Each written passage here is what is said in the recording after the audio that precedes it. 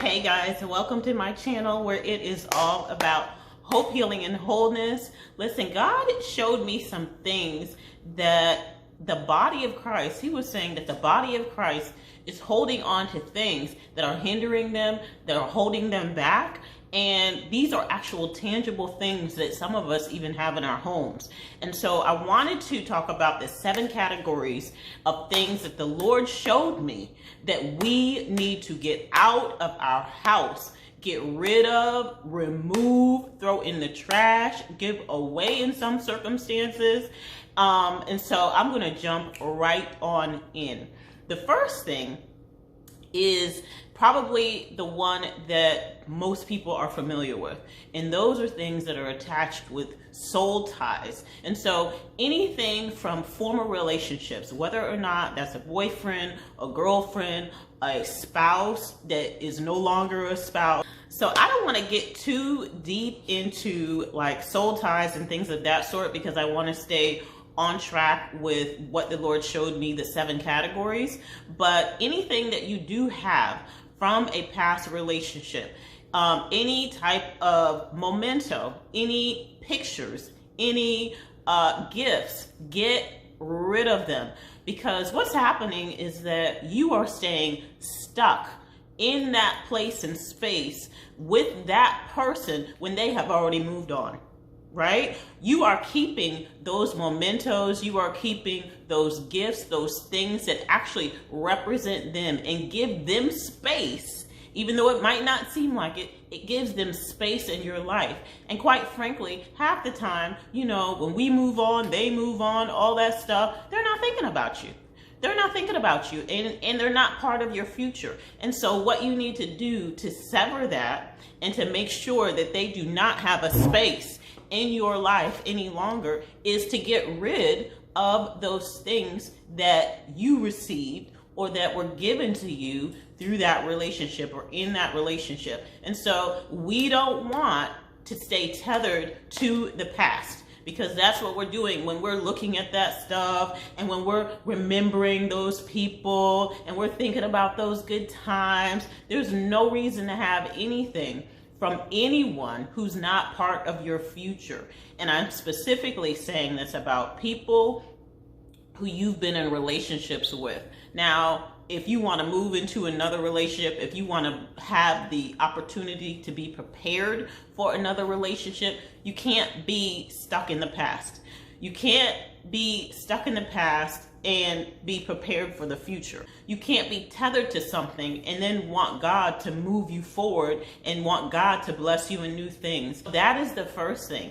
Getting rid of gifts, mementos, pictures, all of that stuff. And listen, I know I've been there. I'm not willing to forfeit any part of my future because I'm tethered to a past that will never happen. I'm not willing to forfeit it. And so that's how you got to think of it. You can't hold on to the past and move on to the future. So the second thing that I wanted to talk about are things that really kind of highlighted great times in our lives that we're still emotionally connected with. And, you know, sometimes I see this happen with like a mom once she has a kid and, you know, it was like, oh my gosh, you know, seeing her child grow up, or even people who had so many great times as teenagers. They've kept a lot of stuff from their teenage years, but it's not just about the keeping of the things, but it's what the emotion that's attached to it, and we're longing for it. That means that there's an emotional tie that is still there. And Isaiah 48 tells us, God tells us, forget the former things, forget the things of the past.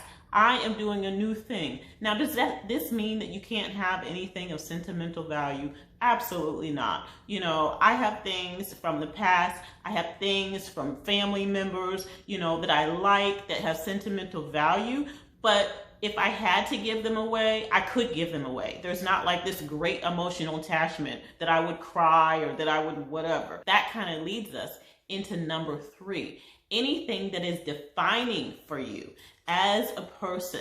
You know, sometimes I hear people who are older talk about their high school days or their college days, and they talk about, you know, they were this great athlete, or when they were the head of the football team and things of that sort. And they talk about it, and it's like they're almost stuck in that time period. And I'm thinking to myself, man, that was like a total of like 2.5 years, and you don't talk about anything from the last 48 years. And so it's kind of like they have this attachment that they really believe that that short period in time has defined them as people who are getting their identities from this time, this space, this place in their life. And that's not God. You know, He gives us our identity. Our identity is in Him. But when we are holding on to stuff that give us identity, that give us a sense of value, a sense of importance, things get a little out of sorts as far as, you know, looking to the Lord for our identity. Some of these people have, their shelves and shelves of trophies and medals and all of this other stuff. And is it bad to have a trophy or a medal? Of course not. But they have created this curio of like this idolatrous curio.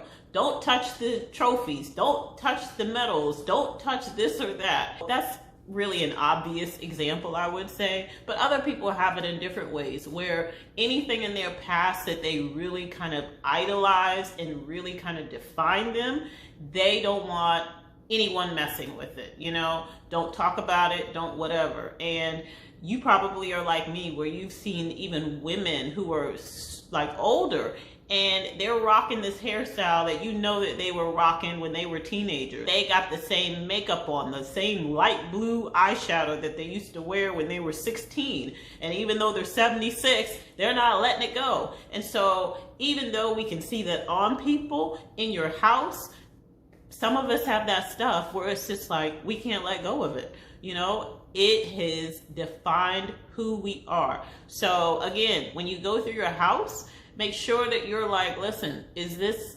anything that in the back of my mind or in my heart is defining me? Because that is not what we want. We need to get rid of that stuff, and we need to get whatever heart healing and move on to the next thing that God has for us. You know, in Philippians 3:12, it tells us, forgetting those things are behind, I press forward to the things that are ahead. And so keeping us stuck by defining moments in our life, by focusing on good times in our past or whatnot, is really hindering us from coming into the goodness that God has for us in our future. So that is number 3.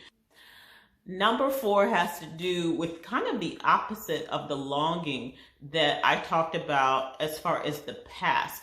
Number 4 is really based on holding yourself up to do things until such and such happens. So certain things, it's like, okay, I've seen people on different shows talking about, well, you know, I'm holding this bottle of champagne until, you know, my business reaches this goal, or I'm holding this until I get married, or I don't want to visit that place until such and such happens. And so they have all these untils, or they have all these things that, you know, it's like, unless I actually experience this in my life, I'm going to hold off on doing that.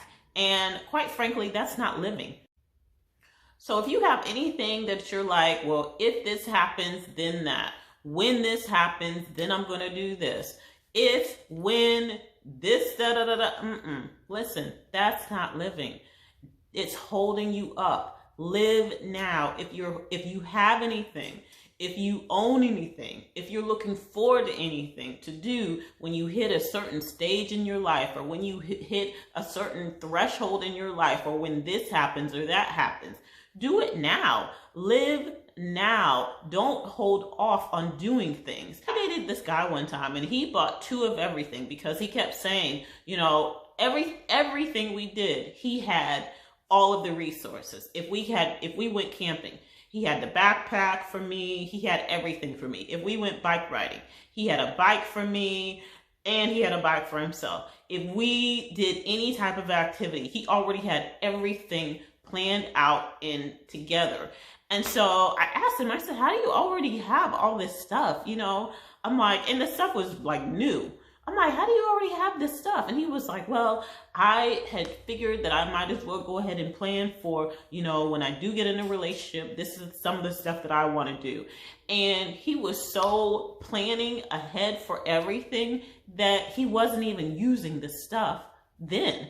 You know, we would go to concerts and he would have the comfortable, you know, pull out chairs and everything, and they were brand new. And I'm like, you already have all this stuff? Like, you know, he's like, yeah, I bought it, you know, for when I do get into a relationship, when I do find the one that I want to be with or whatever, I'll already be prepared. I'll already be ready. Now, as a planner, personally, that sounds wonderful, but it seemed like everything in his mind was already planned out for what he wanted, that there was no wiggle room to just let the relationship flow. And so it made me really uncomfortable. And it was one of the reasons that I was like, this guy has put his life totally on hold and he is not even living it. So he's waiting for that person who's going to fulfill all of these different, you know, concepts or just ideas in his mind to just come and flow with him to do all of these things. And I was really, it just made me uncomfortable because I was like, listen, dude, listen, I just want to get to know who you are and vice versa. And if it happens, it happens. If it doesn't, it doesn't. And clearly it didn't. So planning is great, but when you are holding yourself and back from doing the things that you are planning on doing in the future because certain things are not lining up the way that you want or lining up the way that you thought in your mind, it is hindering you. It is holding you back, right? And so we don't want to do that. We want to live life. We want to live life to the fullest. We don't want to wait to do anything. We don't want to hold ourselves back. We want to jump in full force, full force. Number 5 is anything that you're holding on to based on fear. If you have things that you're like, well, I don't want to get rid of that because, you know, what if I need it in the future? What if something happens? What if, right? Or you're holding on to stuff because in your mind, you're thinking, well, just in case. And, you know, listen, I'm guilty of this. I have done this. I'm like, I'm going to hold on to this stuff just in case such and stuff happens. And a lot of times that stuff never even happens. But guess what I learned? If it does happen, there is a store that I can go to. There is Amazon that I can order from. So if I do need it again, I can actually go and get it. So this is the standard that I set for myself for the what ifs, for what if I need to, or what if this happens, or all of these different fear-based things where I'm like, well, I don't want to have to go buy this again. If it is something that is under $100 and I can easily get it again, listen, I need to clear all that stuff out because all it is taking up space and just room unnecessarily in my place. So I get rid of it. If I do happen to need something like it again, I know that it's easily accessible, it's available, and it's not gonna like break the bank as far as, you know, the cost is concerned. So the 6th thing that we're getting into is excess. And, you know, in our culture, especially in the Western culture, we are so accustomed to excess. There are so many superstores. There are so many warehouse stores like Costco and Sam's and all of these different places that really encourage us to be excessive. Sometimes we can hold on to excess because it gives us comfort and because it makes us feel secure. And even with some of the tangible things that we hold on to for years, you know, I'm not saying that you have to be that you're a hoarder if, you know, you have excess, because there are plenty of people who have excessive amounts of stuff and they're not hoarders. But if you know that you have so much stuff because it gives you a sense of security, then you might want to just take that to the Lord and see where that's coming from. Yes, we need to be prepared for certain events. Yes, we need to make sure that we're being wise with the resources that we have and, preparing for events to come, if that's something that you do as well. But we don't want to have a bunch of excess around us thinking that that's our safety and that's our security. So the final and last thing, if you made it so far, thank you so much for making it this far on this video. But the seventh thing, and one of the most important things that we have to make sure that we remove from our houses. And when I mean remove, I'm not talking about giving to the thrift store. I'm talking about trashing it. Things that are either tied to the demonic, or they have associated stuff with the demonic, or they might even be things that have been cursed or whatnot, or come out of cultish type of scenarios. And so you might be asking yourself, well, how would I know that? I mean, I don't know. Well, here's the deal. So I learned from an apostle who was from Nigeria about, just being so cautious to not buy, not purchase, not bring into your home things from other countries. Now, am I talking about the stuff that is super, super duper mass produced from places, like I could go in my drawer right now, my kitchen drawer, and I promise you, there's probably a spoon or a fork that says made in China. Or I could go to my dishes and, it might say made in some other country or whatever. I'm not talking about mass produced stuff. I'm talking about things that have been carved out of wood, sculptures. I'm talking about masks. I'm talking about knickknacks. I'm talking about doodads that you put on your shelving. I'm talking about anything that hands have made. I'm not talking about factory produced, mass produced stuff, okay? But those things that we get from other countries, you need to be very careful about what you bring into your house, because, I have had stuff where I knew that there were certain things, I kept getting a check about it. And I'm like, you know what, I need to get rid of this stuff. And what happened was that after I listened to this particular apostle share about his experiences being in a, satanic cult before he was a Christian, and how, some of the rituals that they would do, and how they would put stuff that they would sell to tourists into rooms, and they would speak curses over these items, over these objects, and then knowing that these people would take these things back to their home country, back to their homes. And so I went around my house and I got rid of everything that I had gotten on missions trips and other places that I had visited or whatnot, that things that were created with people's hands.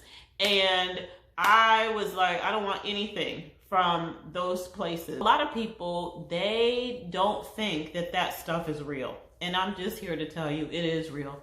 I've seen people's homes go through a whole bunch of strife because they had things, carved things from places, and as soon as that thing arrived in their home, it seemed like everybody was going at it. Sometimes there are things attached to things that we even get at the thrift store, or that we even get at yard sales. We need to be very discerning. We need to be tuned into God when we are out here at yard sales, at thrift shops, and other places where people have either used these things. You don't know where they've worn this stuff to. People are in all kinds of stuff, right? And so you don't need to be bringing things in your house that are going to cause you issues. I had somebody recently that I was trying to tell them about something that I knew. The Lord showed me a vision before I got to their house, and I knew that something, had to be removed. And when I saw the thing, I was like, oh my gosh, they got to get rid of that. And when I told him, they want to argue with me, and they want to say, well, I got this from this particular person of God and all this other stuff. And I'm like, listen, you don't have to do what I'm showing you or telling you or whatever, but you're dealing with strife in your house. And so if I was you, this is what I would do. I'm just dropping the information off. I saw this, and I'm just letting you know. Pagan and even demonic, satanic, ungodly systems. And so we don't want any parts of that. We don't want to be intertwined with any of that stuff. We want to make sure that anything that we have in our house, that we bring in our house, is going to be clean and clear of any junk. So those are the 7 areas that the Lord was showing me that are really holding people back from moving forward in life. I hope that you enjoyed the video. If you got anything out of it, please give me a thumbs up. Consider subscribing to my channel. And if you believe that the information would be helpful to anyone you know, please share it with them. All right, I'll see you guys on the next video. Bye.